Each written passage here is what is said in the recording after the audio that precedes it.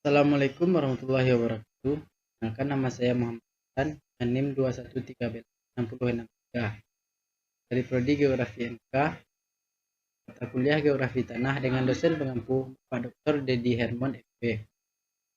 Saya akan bahas materi tentang genesis tanah, proses dan faktor-faktor pembentukan tanah. Proses pembentukan tanah itu perubahan dari bahan induk atau dasar menjadi lapisan tanah. Kembangan tanah dari bahan induk yang padat menjadi bahan induk yang agak lunak. Selanjutnya berangsur-angsur menjadi tanah pada lapisan bawah subsoil dan lapisan atas subsoil.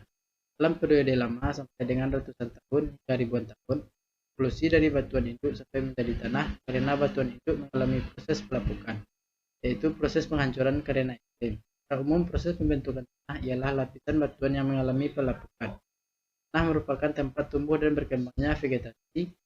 Proses pembentukan tanah dapat terjadi dengan tiga macam, yaitu tanah terbentuk dari endapan pasir dan debu yang tebal oleh tanah.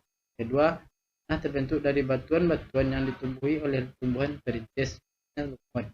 Ketiga, tanah dapat terjadi karena pelapukan batuan dan pembusukan tanam-tanaman. Syarat-syarat terbentuknya tanah ada dua, yaitu pertama, tersedianya bahan asal atau bahan induk. Kedua, adanya faktor-faktor yang mempengaruhi bahan induk. Bahan induk tanah berbeda dengan batuan induk. Bahan induk tanah merupakan bahan hasil pelapukan batuan induk.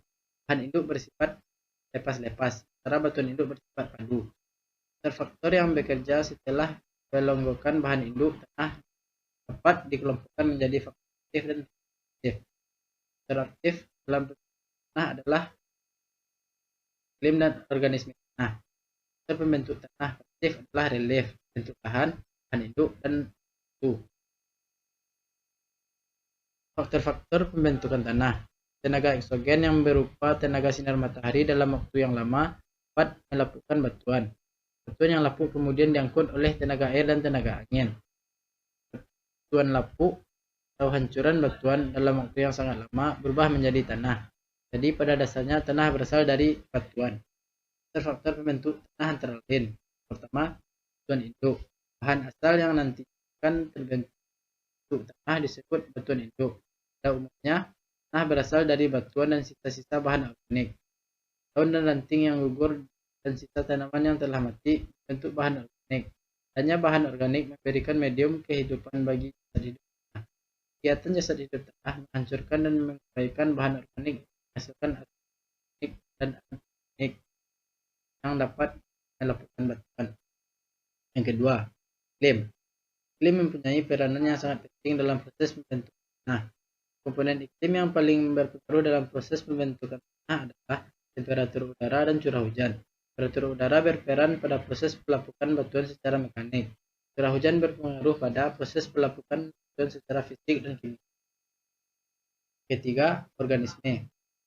Organisme hidup yang berperan dalam proses pembunuhan tanah, terutama vegetasi dan jasad renik. Vegetasi akan berpengaruh pada pelapukan fisik, kimia, dan organik. Sedangkan jasad renik akan mempercepat proses pembusukan sisa-sisa bahan organik. Keempat, topografi. Topografi adalah keadaan relief muka bumi pada suatu daerah. Bentukan tanah memerlukan tempat atau relief tertentu. Pada daerah yang reliefnya datar, pembentukan tanah akan lebih cepat daripada di daerah yang miring. Karena di daerah datar, tanah yang sudah terbentuk sulit untuk tererosi. 5. Waktu. Perubahan batuan induk untuk menjadi tanah memerlukan waktu yang cukup lama. Biasanya untuk membentuk tanah setebal 30 cm memerlukan waktu 100 tahun. Dapat disimpulkan di Indonesia berdasarkan asal batuannya. Baran tanah meliputi tanah vulkanis. Batuan induk berasal dari abu gunung berapi. Sebagian besar berada di Sumatera, Jawa, Bali, Nusa Tenggara, bagian Sulawesi, dan Kepulauan Maluku. Tanah gamping atau tanah kapur yang tersebar di bagian barat Pulau Sumatera dan Pulau Jawa, dan perbukitan bagian selatan tanah gambut tersebar di Pulau Kalimantan, Sumatera, dan ikan. Selanjutnya, susunan tanah serta jenis-jenisnya. Menurut susunannya, lapisan tanah terdiri atas lapisan tanah atas, lapisan tengah, lapisan tanah bawah, dan bahan induk tanah. Lapisan atas merupakan lapisan yang terbentuk dari hasil pelapukan batuan dan sisa-sisa makhluk hidup yang telah mati. Lapisan itu merupakan tanah yang paling subur. Tanah ini berwarna lebih hitam dibandingkan jenis tanah yang lain. Lapisan tengah terbentuk dari campuran antara hasil pelapukan batuan dan air. Lapisan tersebut terbentuk karena sebagian bahan lapisan atas terbawa oleh air dan mengendap. Lapisan ini biasa disebut tanah liat. Tanah pada lapisan ini kurang subur dan mempunyai warna lebih terang. Lapisan bawah kan lapisan yang terdiri atas bongkahan-bongkahan batu. Sela-sela bongkahan terdapat hasil pelapukan batuan. Jadi masih ada batu yang belum melapuk secara sempurna. Lapisan ini disebut lapisan tanah asli karena tidak tercampur dengan hasil pelapukan dari batuan lain. Biasanya lapisan tanah ini warnanya sama dengan warna batuan aslinya. Lapisan batuan itu berupa bebatuan yang padat.